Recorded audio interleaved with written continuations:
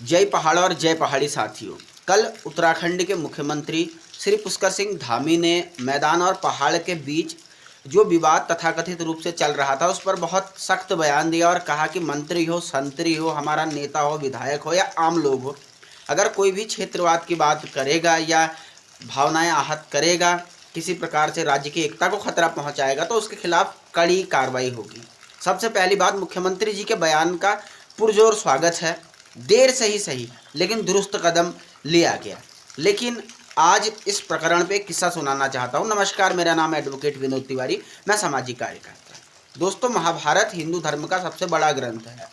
महाभारत में एक किस्सा बताता हूँ कि जब पांडव महाराज पांडु की मृत्यु के बाद वापस हस्तिनापुर के महल में आए तो दुर्योधन को ये बात बिल्कुल पसंद नहीं आई।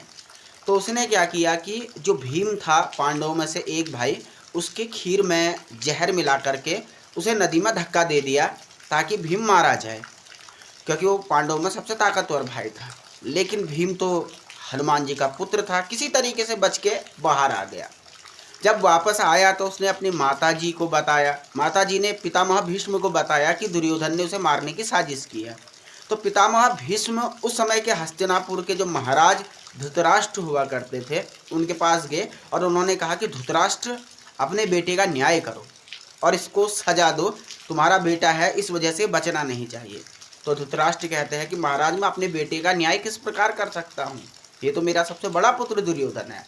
तब गंगापुत्र भीष्म उससे कहते हैं कि जिस राजा को अपने और पराये में भेद दिखाई देता है उसकी न्याय प्रियशीलता और उसके जस्टिस सिस्टम पर प्रजा का विश्वास नहीं होता।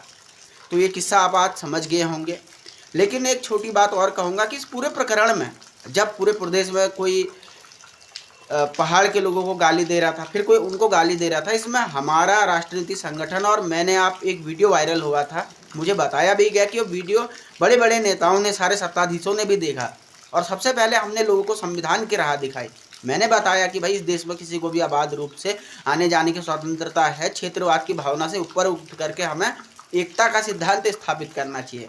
मैंने विधानसभा की नियमावली के नियम 285, 86 और 303 का जिक्र किया और बताया कि उन मंत्री महोदय ने कैसे गलत किया और कौन उनके खिलाफ कार्रवाई कर सकता है और लिखित कह सकते हैं कि शिकायत दी थी। ये उन हुक्मरानों की बहुत ज़्यादा जिम्मेदारी है कि इस उत्तराखंड में क्षेत्रवाद न विकसित हो। पहाड़ मैदान सब एक है, हम सभी भाई भाई हैं, लेकिन मंत्रियों को जो है कड़ा एक्शन झेलना चाहिए, तब प्रजा में एक सख्त संदेश जाएगा। यही बात हम कहना चाहते हैं। बहुत बहुत धन्यवाद।